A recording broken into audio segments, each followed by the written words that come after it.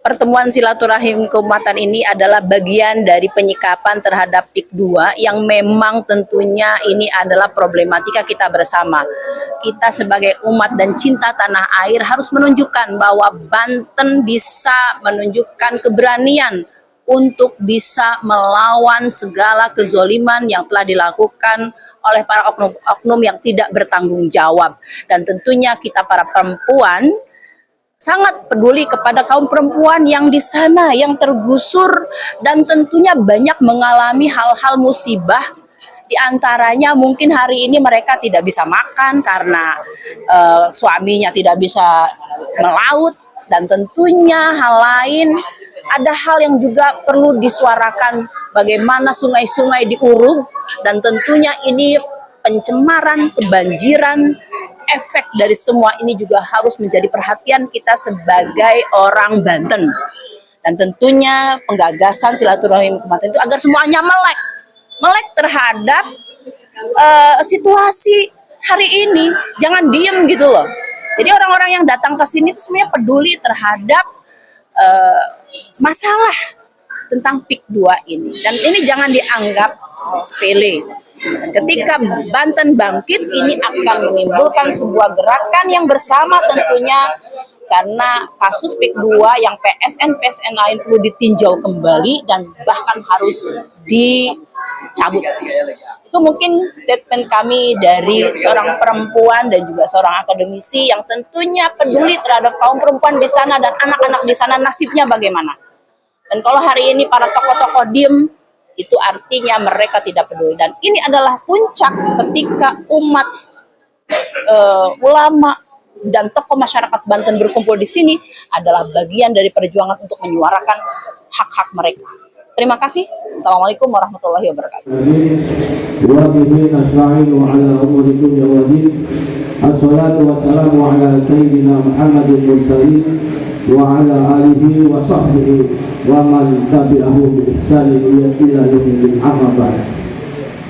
Yang kami hormati dan kami banggakan, para kesepuhan luar biasa, pada kesempatan ini kami merasa mendapat kehormatan yang tak terhingga. Undangan panitia pelaksana kegiatan silaturahmi keumatan bersama para kiai, para ulama, para cendekia, para tokoh masyarakat, dan ormas keagamaan di lingkungan Provinsi Banten. Alhamdulillah yang hadir sudah mencukupi, dan korum undangan kami kurang lebih 100 orang peserta. Acara ini ditaksai oleh Dewan Pimpinan Wilayah Badan Koordinasi Mubalik se-Indonesia Provinsi Banten dalam rangka implementasi program dakwah Badan Koordinasi Mubalik se-Indonesia Provinsi Banten sebagai mubalik bela negara, hubbul waton minal iman. Maka pada kesempatan ini kita mengambil tema, dengan tema yang kita angkat pada pertemuan silaturahmi ini adalah problematika umat dan cinta tanah air.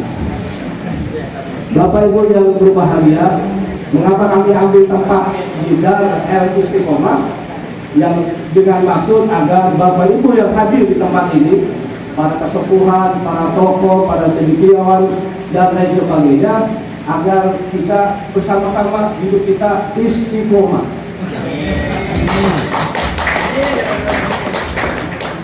Jadi saya atas nama panitia dari organisasi Pemimpin Partisipasi ini menyampaikan terima kasih dan mohon maaf apabila ada hal-hal yang kurang berkenan di hati. Wabillahi taufiq wal hidayah. Wassalamualaikum warahmatullahi wabarakatuh. Kan Al-Quran menyatakan menyelamatkan nyawa seorang manusia keahlian nasa jami'ah, seperti menyelamatkan nyawa seluruh manusia. Dan ini saya khawatirkan.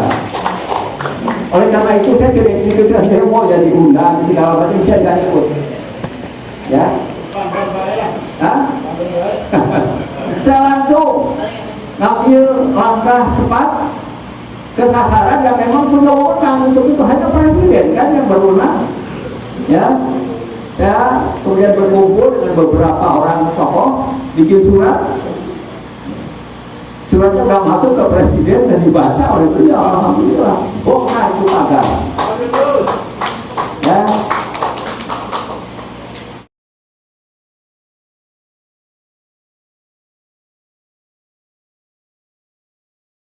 Nah, kemudian juga saya mengambil jalur langit.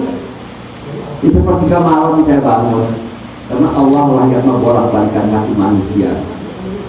Ya Allah, Engkau yang memegang hati seluruh manusia. Gerakan hatinya Presiden Prabowo Subianto agar menolak dan membatalkan PIK PSN PIK 2.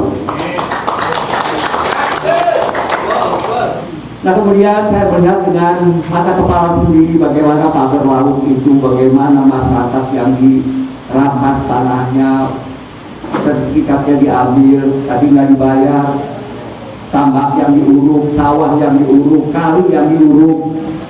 Nah, itulah yang membuat saya makin kencang. Kan ada yang mengatakan apa namanya Iyaul Mawat katanya ya. Bukan saja, itu bukan Iyaul Mawat, menghidupkan tanah itu mati, mematikan yang hidup. Kalau mati, kalau orang mati. Ya, bayangkan kalau sungai ditutup, itu kan menyebabkan banjir. Supaya orang apa? Pergi dari situ. Terus air sungai nggak bisa masuk ke empang. Air apa? Bukannya mati. Itulah yang saya lihat sendiri, bukan kata orang lain. Sekarang bilang kita sudah melihat hasilnya, dan kemudian kita sekarang serahkan ya kepada ranah hukum, yang artinya sekarang Barreskrim sudah mulai sudah ditemukan beberapa tindak pidananya. Ya, Kejaksaan Agung juga sudah menemukan apa namanya. Tapi kita kan harus dorong, jangan diam. Kalau diam, pelarian mati. Jadi kita khawatirkan, itu aja kita terus bergerak, tapi jangan sampai kita membuat Banten ini tidak kondusif. Nah, kalau Banten ini rusuh, Banten kan tidak berani Jakarta rusuh, artinya apa? Wibawa pemerintah yang jatuh. Ini yang harus kita hindari, jangan sampai terjadi kekacauan yang luar biasa. Jadi di samping tadi itu ya, kita menggunakan kekuatan fisik, pikiran, tapi jangan lupa seperti sudah malam bangun, itu senjata kita. Saya sampaikan kepada beberapa yang saya datangi, baik di Kohot ya maupun di mana itu saya sampaikan, kalian ini orang-orang yang didolimi. Ada fasilitas dari Allah buat orang yang didolimi. Apa itu? Doanya makbul. Ya, jadi saya melihat bagaimana tambak diuruk, rumah dirubuhkan, sawah diuruk. Saya sendiri, bukan kata orang lain. Nah, inilah makanya Bapak Ibu sekalian, mari kita bersama-sama ya, jangan sampai saudara-saudara kita itu, insya Allah lah. Sekarang kan kita terus berjuang agar para pelaku yang merugikan, merampok, ya bukan hanya manusia dan juga teritorial kita, oleh pemerintahnya ditindak tegas. Assalamualaikum warahmatullahi wabarakatuh. Dan seterusnya. Itulah Indonesia. Di dalam Indonesia itu ada satu daratan, yaitu di ujung barat Pulau Jawa yang namanya Banten. Nah, sekarang kita bicara Bantennya, ke Banten. Apa sih Banten itu? Nah, orang menyebutkan Banten ini, kenapa namanya Banten? Oh, katanya itu karena berasal dari bantahan. Bantahan itu artinya orang yang suka membantah. Lalu saya berpikir, apa suka membantah itu artinya apa? Suka membantah itu bukan berarti menolak sesuatu yang tidak baik, itu membantah. Tetapi pembicaraan ataupun apa saja itu dimulai dari menolak dulu. Kalau diajak Anwar Mukmin begini ya, Anwar Mukmin mau begini, jadi tidak hati ngambok gitu. Kalau diajak itu berangkat dari mengkudiri. kamu ditantang bulan ini ya lingkis ini dan seterusnya gitu. Jadi artinya itu memulai dari nanti dari negasi, kalau istilah budaya mulai dari negasi karena ada bantang. Nah kemudian dari bantang tadi itu kalau kita pelajari dulu tentang Banten itu ya, Banten itu mulai saya ajak itu ketika pertarungan antara Prabu Kutubun dengan Sultan Hasanuddin dengan Maulana Hasanuddin, ya itu diabadikan dalam bawah jelaskan itu. Kenapa Maulana Hasanuddin berani itu? Berani ngomong, kalau saya kalah saya bersedia takluk kepada kamu, termasuk takluk akidah. Ya, berani ngomong itu. Nah, sementara Kutubun, kalau saya kalah, saya mau ikut kepada kamu. Kita bertarung, bertarung ya, digambarkan itu ya, adu ayam itu, adu ayam bertarung itu. Dari ini pertarungan adu ayam itu, kayak pertarungan Nabi Musa dengan Nabi Khidir yang jadi ketulang itu ya. Kalau sama ini Allah mungkin dengan Nabi ini adu ayam. Ceritanya kalahlah seperti ya, kalah si Kutubun ini kalah, tapi tidak mau kalah, tidak mau kalah. Nah Hasanuddin juga harus menang, harus mengakui kemenangan itu oleh Kutubun, tapi Kutubun tidak mau kalah, sehingga dikejar. Sehingga digambarkan dalam bab itu, nampak ke awang-awang, nampak awang-awang, di Palu Kodam juga nampak awang-awang, sirna sampai kalah, tidak kalah. Kemudian dalam Maulana Hasanuddin juga tidak kalah. Sama-sama dua-duanya. Apa yang makna yang kita ambil dari itu antara yang penduduk lokal yang namanya Prabu Kutubun dengan Maulana Hasanuddin yang penyebab kami sama-sama. Itu yang pertama. Kemudian yang lain-lain lagi dalam cerita-cerita pendek di bahasa yang terjadi di masyarakat. Misalnya ada peribahasa begini, tibe pitung balen, kami bolong balen. Tibe pitung balen, kami bolong balen. Kalau pengen tahu jelas ya berapa banyak bahasanya itu bisa baca buku saya. Tadi. Nah, tibe pitung balen, kami bolong balen. Ada artinya order saya. Peribahasa ini ungkapan-ungkapan ini yang terjadi, yang ada di masyarakat sebagai kearifan lokal. Kemudian saya simpulkan dalam penelitian saya mengenai menelusuri ciri kebudayaan. Pada akhirnya orang Banten itu adalah berpendirian sungkan. Sungkan itu bukan apa ya? Sungkan itu bergerak lah. Sungkan itu bergerak tidak mau. Itu berangkat dari tantangan tadi. Dari sikap maupun dan teruskan Prabu Kutubun tadi. Pokoknya sungkan. Misalnya ada sungkan kelek,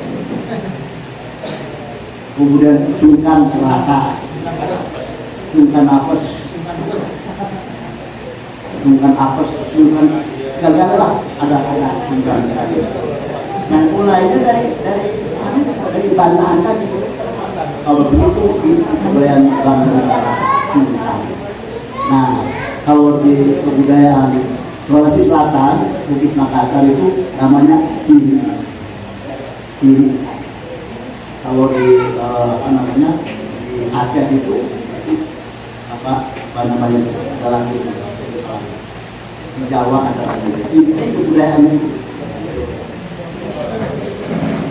Saya kira ya entah itu ya nanti kita sambungkan dulu.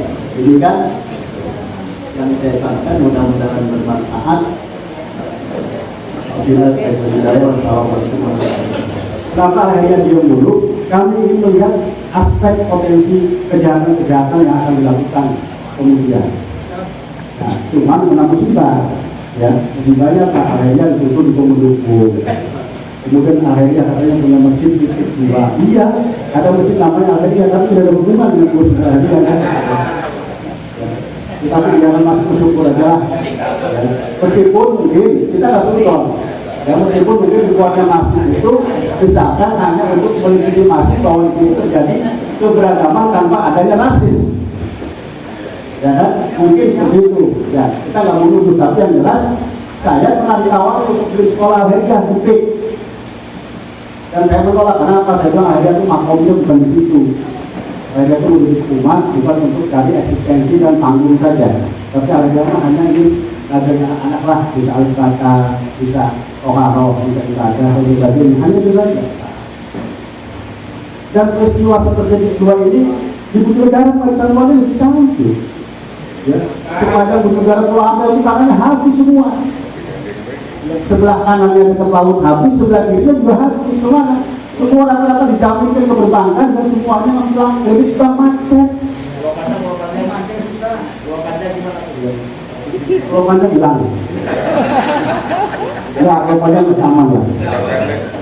Dan saya sampaikan kepada Tuhan waktu kantor, sampaikan, Pak, ini dikasihkan bukannya soal reklamasi saya, bahwa reklamasi itu merupakan potensi keniscayaan bisa jadi. Karena kebutuhan ekonomi, kebutuhan alam lingkungan dan sebagainya. Tapi atas nama apapun, baik itu KSN makhluknya, baik itu dijual makhluknya, siapapun tidak boleh melanggar aturan hukum dan undang-undang yang merupakan akar dan martabat bangsa ini. Jelas ya, posisi area itu bukan dalam pakai sesuatu hukum. Emang beliau bukan bagaimana hukum. Enggak, kita ini bukan kajian hukumnya saja. Nah, setelah yang disampaikan oleh Pak Dirjen tadi di lapangan dan kemudian dari kementerian kita tanya informasi ke teman-teman di sana, ada semua yang ditutup. Berarti apa? Berarti sudah terjadi tindak pidananya. Karena itu aturannya diatur tentang kerusakan gas aliran sungai, sumber daya air, itu ada pidananya, diatur pidananya. Perlu masuk tentang undang-undang lingkungan hidupnya. Jadi kejahatan saya kira bukan potensi lagi, memang sudah ada yang terjadi. Baik. Adapun kemudian apa penegak hukum melakukan pemeriksaan dan sebagainya, saya kira itu adalah sebagai sebuah proses. Tapi bahwa tidak pidananya ada yang sudah terjadi, ya sungai diurus sudah terjadi misalnya. Bukan perbuatan potensi lagi, tapi sudah terjadi. Kalau ada sungai diurus, kan diatur tentang undang-undang sumber daya air. Kalau diurus kita ke polisi, kesembaran. Nah artinya bahwa ada yang sedang atas nama apapun, atas nama kepentingan siapapun, atas nama PSN PIK P2 apalah namanya dia, itu kalau melanggar hukum kita tegaskan, kita meninggalkan ya. Jadi kalau ada orang lainnya, orang itu orang. Apa yang saya sampaikan ini hasil rapat, hasil rapat pimpinan, kita minta semua pertimbangan, saran dari wakil ketua, dan semuanya sepakat. Kita berpegang pada soal itu. Ini mohon maaf, contoh tempat ibadah di Cilegon, ya. Tempat ibadah di Cilegon gereja Indonesia. Kita sebagai warga Indonesia, kalau menolak itu maka melakukan perbuatan makar, melawan undang-undang, melawan negara. Tapi kita sebagai umat Islam, meskipun katanya di Quran hadis itu tidak ada larangan berdirinya gereja, tapi tentu Rasulullah tidak akan ekspansi untuk ke Madinah, tidak akan ekspansi sampai ke Persia, tidak akan ekspansi mana-mana kalau bukan memperjuangkan peradaban. Yang saya bayangkan ketika dibangun tempat ibadah di Cilegon, tempat yang digelar di atas tebing, dibangun patung Bunda Maria dengan patung Yesus yang kelihatan dari bangunan. Coba, apa artinya? Budaya Banten berubah. Banten dari daerah. Artinya Bukan saya ngomong ya. Saya cuma nanya artinya apa, kan jelas oleh Bapak Ibu sekalian. Nah, terus sikap kita gimana? Masyarakat meribut di medsos, nanti masyarakat kita ada yang melempar nabidan, ada yang merusak nabidan. Saya musyawarah dengan sekjen, kira-kira Pak Sekjen kita harus berupaya mengambil sikap dan kira-kira bagaimana sikap itu tidak merugikan masyarakat dan sikap itu tidak melawan negara. Maka Pak Sekjen kemudian melakukan gugatan ke pengadilan. Dan kita bukan apa? Bukan soal gerejanya yang kita lihat, tapi bahwa didirikannya gereja itu tidak sesuai dengan syarat dan ketentuan yang berlaku di negara Indonesia. Yang kemudian ditafsirkan di Indonesia pada baik itu terserah. Tapi yang jelas kita akan juga gereja gereja. Kita akan menolak gereja benar. Karena kita menolak gereja di Saul Celebut sama dengan melawan undang-undang sementara kita hidup di negara Republik Indonesia. Maka yang kita lakukan adalah bahwa apa yang mereka lakukan itu tidak memenuhi syarat ketentuan dan peraturan perundang-undangan. Ya. Nah ini barangkali contoh. Satu sisi kita cinta tanah air, tapi satu sisi ini bisa jadi masalah nih. Manakala ini dipelitir oleh kepentingan, ya kan? Ini udah banyak di luar bagi ini yang lawan ini kelompoknya HTI, kelompoknya FPI. Saya bilang kelompok mana tidak urusan. Yang mereka mengatakan aturan itulah warga negara yang lain itu selesai. Ini artinya aku paling cinta tanah air ya, gitu kan? Aturan segala macam jelas, tapi nggak begitu. Jadi barangkali kesimpulannya saya namanya saya dalam posisi ini adalah kita bukan soal rasis, bukan soal Cina-nya, bukan soal Koreanya, tapi soal perilakunya. Karena mau Cina ke Korea nggak bisa pesan mereka lahir di orang Amerika, sama Allah. Tadi mungkin juga nggak bisa pesan mereka sama Allah lahir di orang Cina, gitu kan? Jadi bukan soal rasnya, tapi soal perilakunya. Perilaku yang melawan hukum itu yang kita persoalkan. Sepakat kira-kira seperti itu? Assalamualaikum warahmatullahi wabarakatuh. Ya, jadi sebenarnya masalah PIK ini kita tidak anti pembangunan ya. Tapi yang kita tolak itu adalah dalam proses pembangunan itu yang tidak mengena ya. Prosesnya tidak lebih dari perampasan dan pemaksaan ini yang berbahaya, itu adalah penjajahan.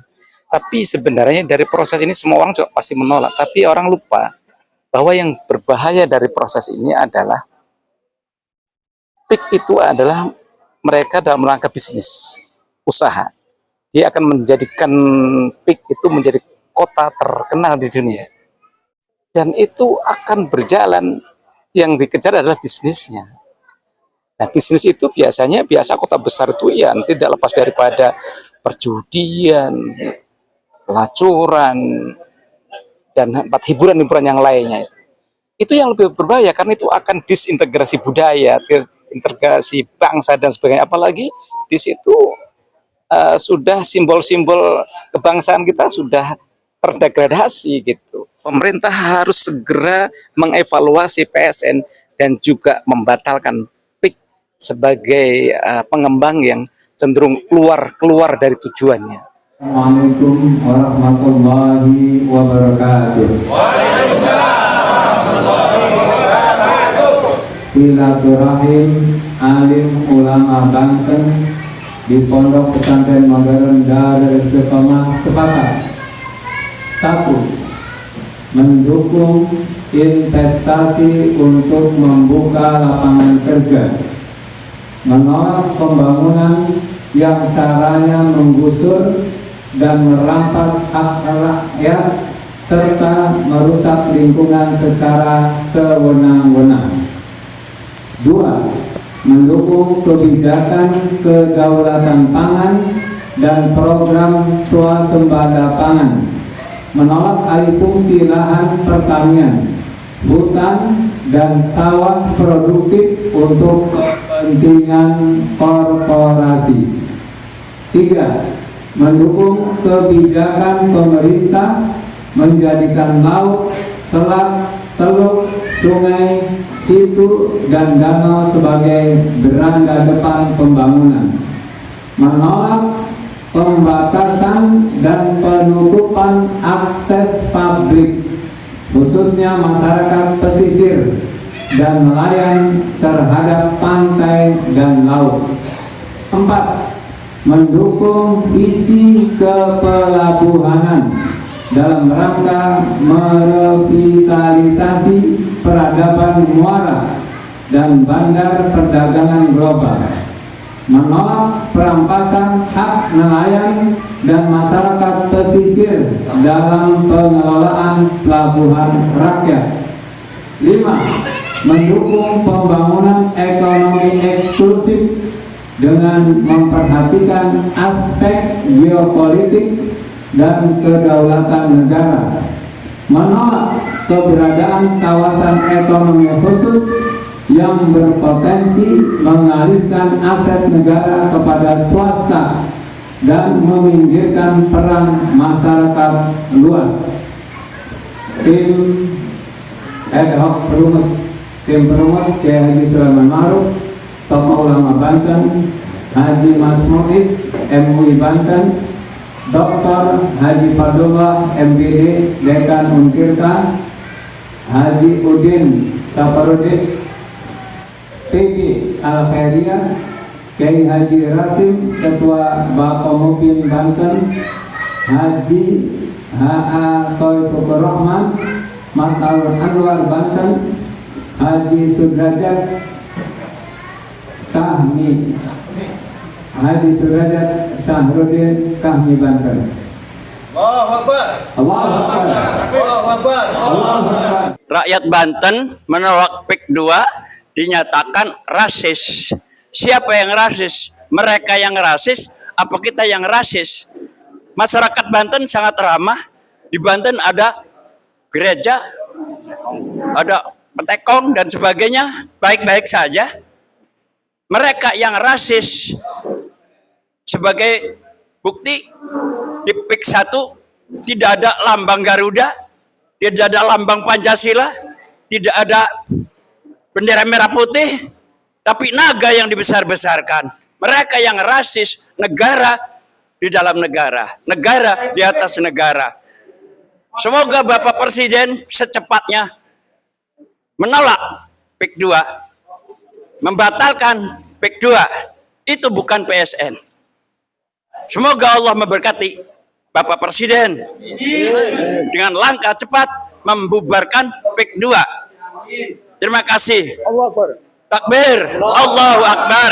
Assalamualaikum warahmatullahi wabarakatuh. Waalaikumsalam warahmatullahi wabarakatuh. Dewan Pertimbangan Presidium Majelis Ulama Indonesia Provinsi Banten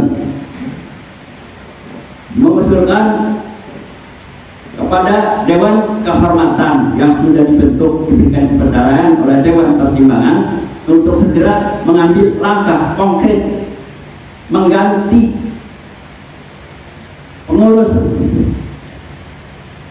RU Banten yang tidak disiplin digantikan dengan pejabat baru yang mempunyai integritas tinggi untuk membersihkan nama baik MU Banten. Sekian, wassalamualaikum warahmatullahi wabarakatuh.